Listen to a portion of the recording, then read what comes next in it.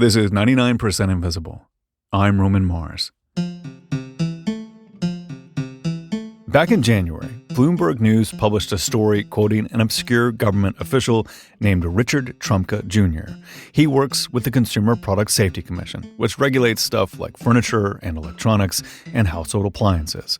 Basically, the agency is supposed to make sure that the stuff we buy is safe and won't kill us or make us sick. The Bloomberg story talked about how a growing body of research shows that gas stoves are really bad for indoor air quality. They let off pollutants like nitrogen dioxide and carbon monoxide, and they've been linked to heart problems, cancer, and asthma. And in this story, Trumka said that the government would look into it and maybe recommend some regulations on the appliance.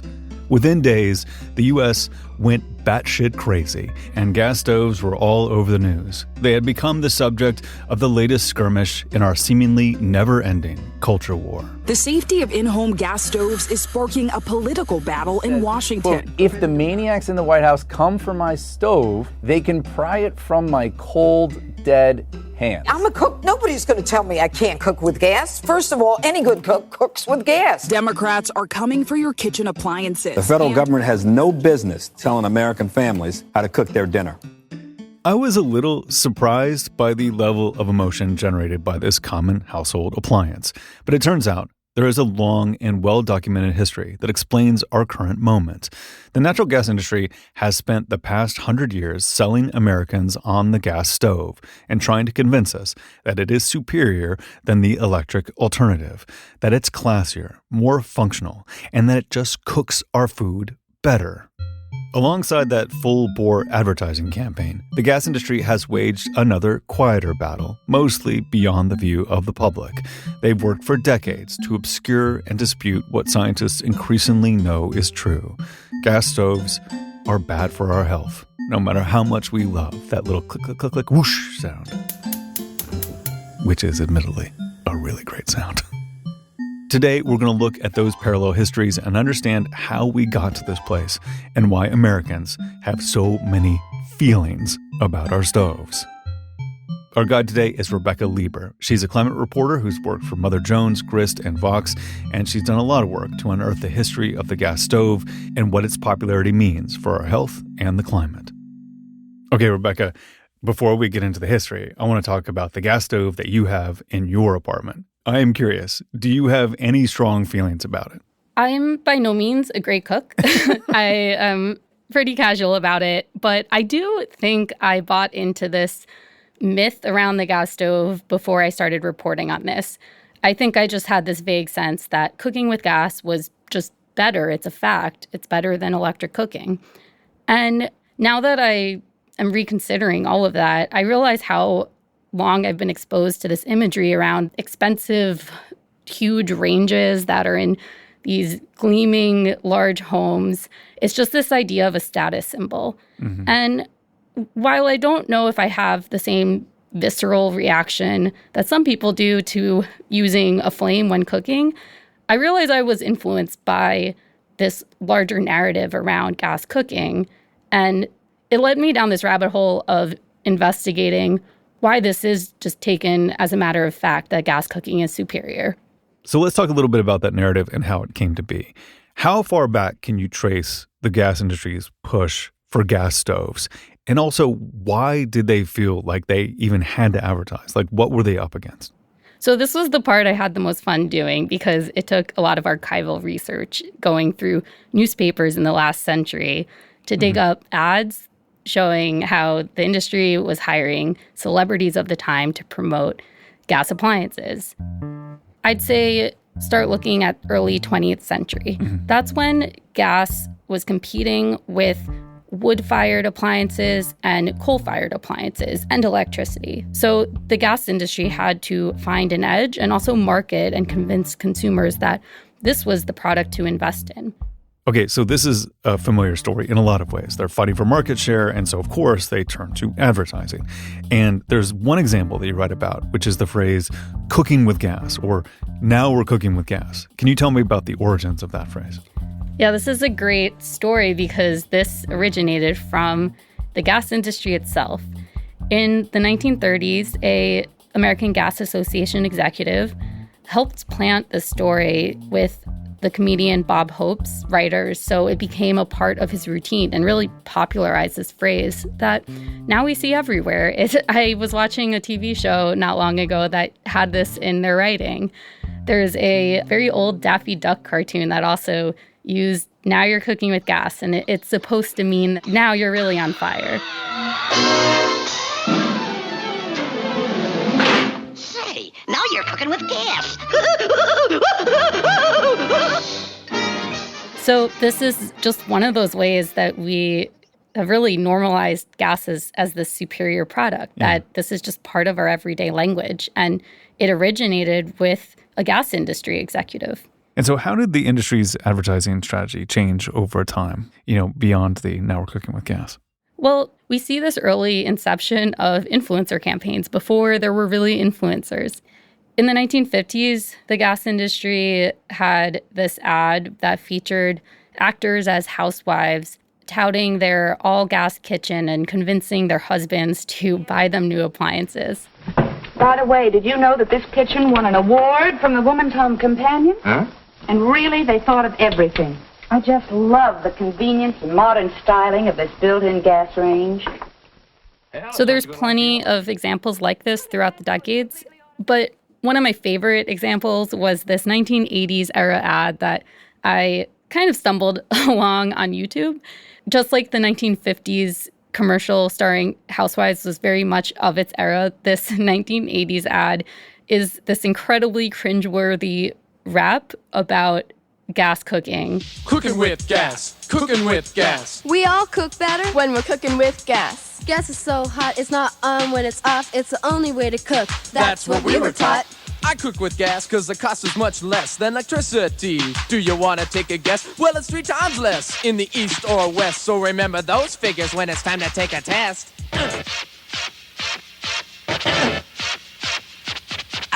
I cook with gas because broiling's so clean. The flame consumes the smoke and grease, you know what I mean. And when I bake a pie to put on the sill, my self-cleaning oven takes care of any spill. Cooking with gas. Cooking with gas. We all cook better when we're cooking with Oh, my Lord. Yeah, this is always a crowd favorite. It's incredible. And this really worked. I mean, the outcome of this advertising was that, gas stoves became pretty popular. The sales pitch has definitely worked. Gas went from practically non-existent to 30% during the 1970s. And in 2019, it grew to about 50% of single-family American homes. It's even more common when you're talking about some of the most populous cities in states like California, New York, and Illinois. There we see well over 70% of homes using gas for cooking. But at the same time that the gas industry was pushing heavily for people to adopt gas stoves, they were also realizing that there might be some problems with them, right? So there's this kind of parallel history of the industry learning about the health effects of stoves and fighting off the regulation. There were concerns from the very start. We see in early 1900s execs aware at least of carbon monoxide poisoning. But over the decades as gas grew, there was a lot more scrutiny. So starting around the 1950s, 1960s, more scientific papers come out looking at some of these specific pollutants we're talking about. By the 1970s and definitely the 1980s, it became very clear this was an area worth studying and that there was a lot of nuanced research to be done. A growing concern was that this could be causing asthma in children, and the big question was how much. As it was becoming more and more clear that there was a problem here, did this trigger anything as to how to regulate it, how to, make it safer? Yeah, what's incredible is about 40 years ago, we had this deja vu debate over indoor air quality and gas. So in the 1980s, indoor air quality was just growing as a concern. Of course, there was more awareness around things like secondhand smoke, but gas was also getting more scrutiny. So Congress held some hearings around air quality, and gas was one of the topics that would come up. And Consumer Product Safety Commission started to look at this, of whether this was something that was worth regulating. So the Consumer Product Safety Commission asked the EPA about the effects of pollutants like nitrogen dioxide. And these agencies were in this dialogue around what are the health risks when it comes to gas cooking. And what's wild here is they were on the cusp of possible regulation, but the EPA pointed out that they had a lot of questions that remained that they hoped scientists would answer in the future. And somehow in this back and forth, the whole thing was dropped. This also coincides with the Reagan administration that was not known for loving regulation in general. So in all this fuss, we just see this issue really recede from popular discourse until the last few years when this became a hot topic again. From what I gather in your answer, is it just kind of fizzled out? Or was there some kind of shot to the heart when it came to the idea of regulation? It's a great question. I wish I had a complete answer here, but it was a mix. I think some of it fizzled out and dropped from public view. Another piece, though, was how the industry responded. You see a lot of parallels here between the gas industry and tobacco industry and how it delayed and disputed decades of scientific concerns around the risks of smoking. And the gas industry did something pretty similar to dispute the effects from these emissions from gas cooking and just burning gas at large. And you see a lot of focus from them on the uncertainty and that there are questions that need to be answered. But even when we get those studies and we learn more of those answers, the industry has really pounced on that as the lack of regulation is proof that this is a product that's safe. The lack of regulation they fought is proof that it is safe. That I find this very maddening about science and policy and public health. Scientists do what scientists do, which is like if you ask them a question they don't know the answer, they'll say, I don't know the answer. Whereas everyone else speaks with great authority. Yeah, I will say in the 1980s, a lot of these questions existed, but we've gotten, especially in the last few years, a lot more answers. And you are talking about asthma, lung problems, cardiovascular disease, and all of these problems can be a lot more pronounced in children who have small growing lungs and the elderly and people with some pre-existing conditions. There's also a lot of pollutants that are of concern that we're getting even more research on. So one we've been talking about is nitrogen dioxide, which is linked to all of those health effects that I described, especially asthma. But there's also carbon monoxide that I think most people are familiar with. There's benzene, which is a carcinogen, and there was a recent study that actually said that the benzene produced by the stove can exceed what you see in secondhand smoke. Wow. The other thing to mention is how that same pollution is contributing to poor air quality outside.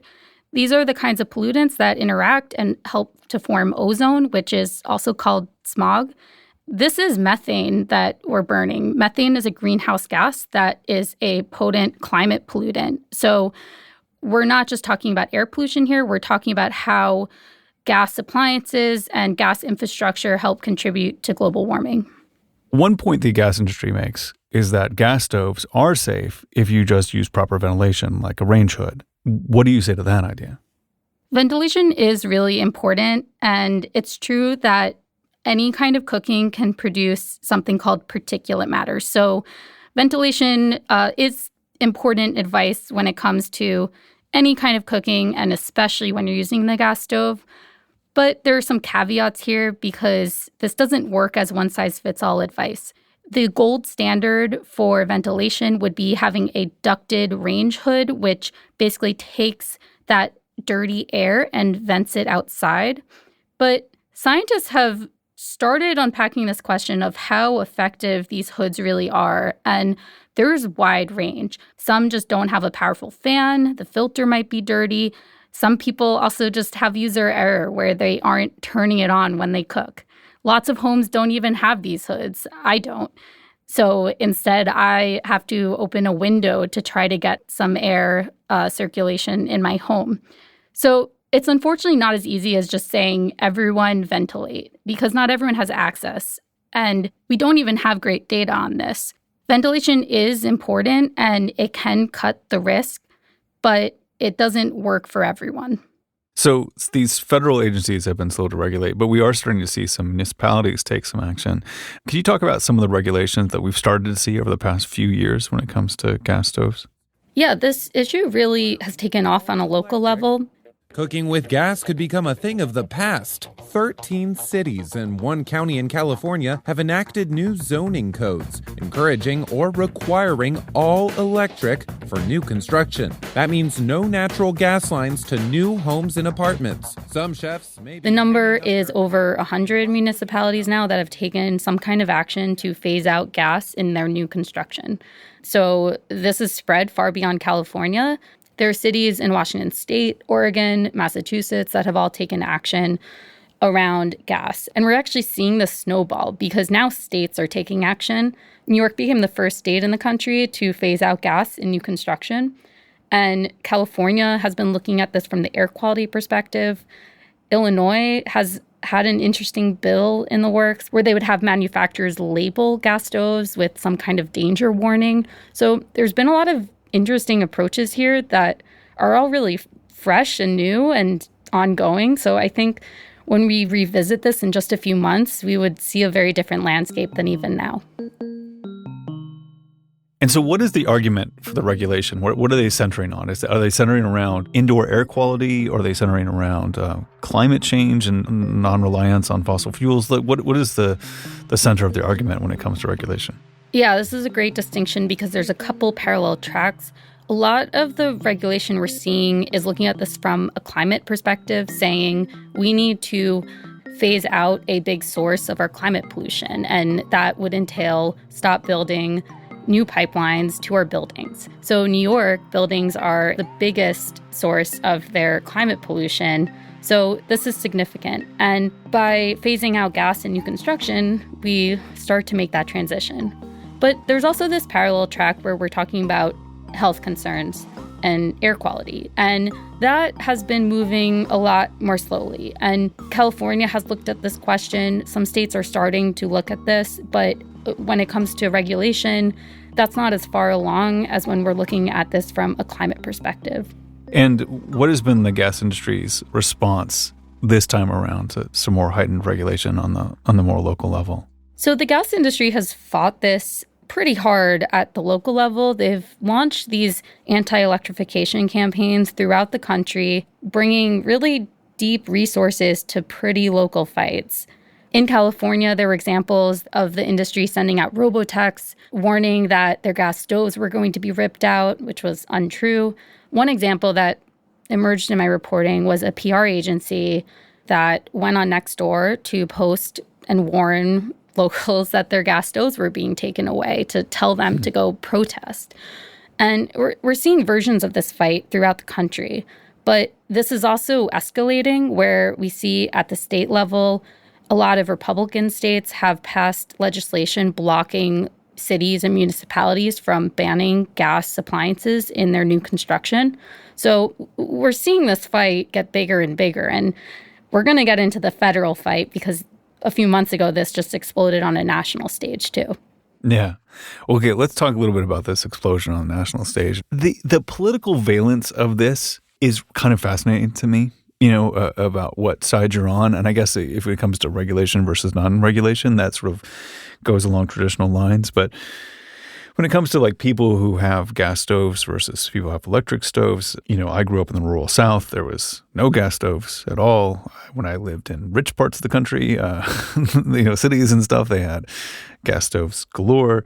Are you surprised about this as a part of the culture war, or does this just make sense to you? It makes a lot of sense, I think, just because I've reported on this for a few years now, that I know from my reporting that when I first raised these ideas and scientific reports around air quality concerns, there was such a visceral reaction from people who either ran to the defense of the stove or they were deeply concerned and ready to rip it out of their home. So I know that this does touch a nerve for a lot of people, and for good reason. You're talking about an intimate environment in your kitchen and your own health. I was surprised by the timing of this debate because this really blew up more of a fear of regulation than actual regulation. Mm-hmm. And it ties into this political culture war, because what we've seen is that some of the people running to the defense of the stove just don't have gas stoves.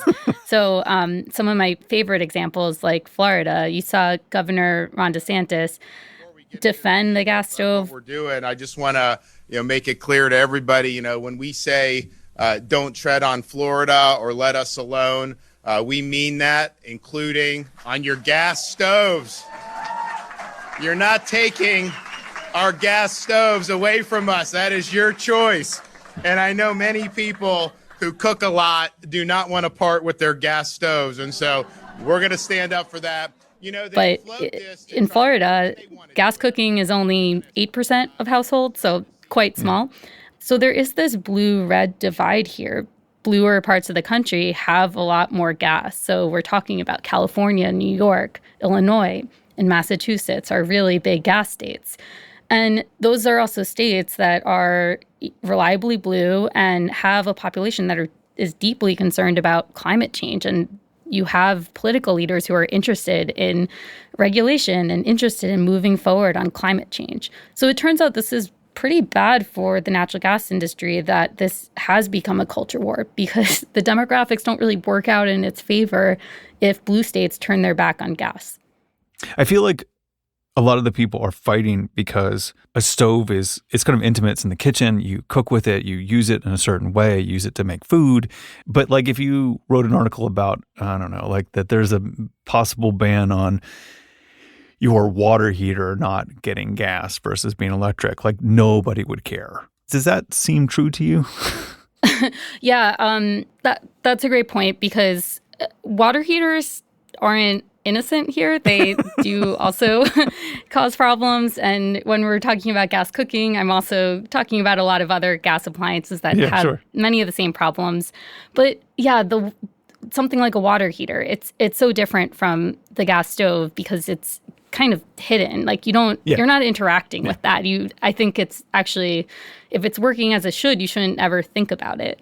And the gas stove, though, is something you're using every day or however often you cook. And it's something you're interacting with. Cooking has this emotional resonance, so it just hits very differently than a water heater. But the gas industry also recognizes that. And that's why we see these influencer campaigns throughout the years, because it knows the public has an emotional attachment to the stove, but it doesn't have that attachment to a water heater. And it's using it. It's using it as this wedge to drive people who might otherwise be all for climate action to object to electrification because they don't want to lose that stove. So it's this important emotional issue for both sides.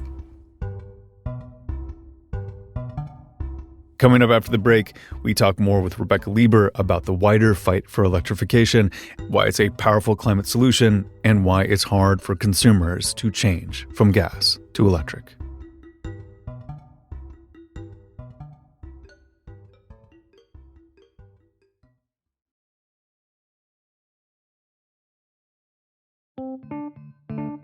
I'm back with Rebecca Lieber. Rebecca, I want to ask about electrification because ultimately, to lower carbon emissions, we have to make this switch away from combusted fossil fuels and towards electricity that runs on cleaner energy sources like wind and solar. And this gets tricky because gas is part of our infrastructure. Like once it's piped into your house, it is in your house. So could you talk about some of the hurdles that people face when it comes to swapping out their gas stoves for electric ones? So when we're talking about electric cooking, the modern equivalent is induction. It's not the coils that were common decades ago that no one really likes. But induction works a little differently. It is heating the pan directly so the surface doesn't actually get hot. And a lot of people who have transitioned to induction love it. And there's advantages to it and some disadvantages if you're comparing it one-to-one to gas. The learning curve to induction is not that big. I've talked to plenty of people who have installed induction in their kitchens and they love it. It heats water super fast and they don't have to worry about burning themselves. The bigger problems when it comes to transitioning to electric cooking, it's the infrastructure challenge because depending on your home, you might have to change your circuit breaker. You might have to deal with a condo association that has certain restrictions on renovations. You might be dealing with all these different kinds of challenges, which is why changing the home is such a complicated area because it's such an individual circumstance.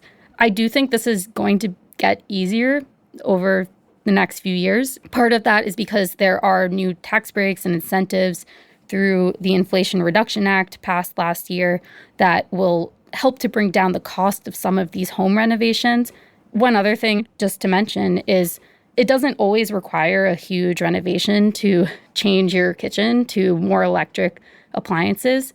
So I mentioned I'm a renter, and even using my toaster oven and plugging that in instead of using my oven, that's something I do as an alternative. And for renters especially, a solution could be buying an induction plug-in stovetop. You just kind of put it on top of your stove and plug it into the wall, and it works kind of like a hot plate. That's another renter-friendly solution, just to paint a picture that this can have a diverse array of solutions.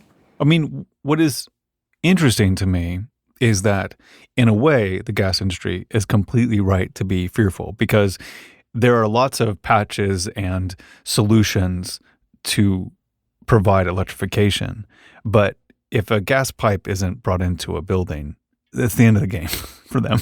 Yeah, the new construction is really important because if we're banning gas in new construction, that signals that this is an industry on the decline. It's very important for the gas industry that it doesn't go the way of coal, where we consider this a fuel of the past. But if gas is blocked in new construction, it's signaling exactly that this is an industry that's shrinking with a shrinking customer base. And that worries not just the gas industry, but its investors, banks. It causes a lot bigger problems. And that's why this fight over new construction is really looming over the industry, that this is hugely important for its future. And as a person who covers this, do you expect to see more state or even federal bans on gas stoves? Is this going to fizzle out the way it did 40 years ago, or do you expect it to have a little bit more momentum? I definitely think it has more momentum. I think we've passed this turning point here, and we're on a clock for addressing climate change here too. So I think the entire context of this is very different.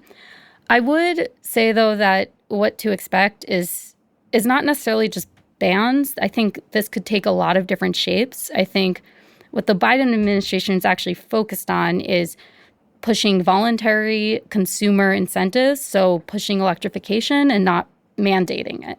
I think some states we're seeing take different approaches. Like I mentioned, maybe we'll see warning labels on gas. It's not a one-size solution, but I do expect a lot more movement here. Rebecca, thank you so much for talking with us, and thanks so much for your reporting. I appreciate it. Thank you. 99% Invisible was produced this week by Jacob Maldonado Medina, edited by Delaney Hall, sound mixed by Dara Hirsch, original music by our director of sound, Swan Real. Kurt Kolstad is the digital director. The rest of the team includes Chris Berube, Christopher Johnson, Jason DeLeon, Emmett Fitzgerald, Vivian Leigh, Lasha Madon, Kelly Prime, Joe Rosenberg, and me, Roman Mars. Special thanks this week to Charlie Spatz at the Energy and Policy Institute. The 99% Invisible logo was created by Stefan Lawrence. We are part of the Stitcher and SiriusXM podcast family, now headquartered 6 blocks north in the Pandora building in beautiful Uptown, Oakland, California. You can find the show and join discussions about the show on Facebook. You can tweet at me at Roman Mars and the show at 99pi.org. We're on Instagram, Reddit, and TikTok too. You can find links to other Stitcher shows I love, as well as every past episode of 99pi at 99pi.org.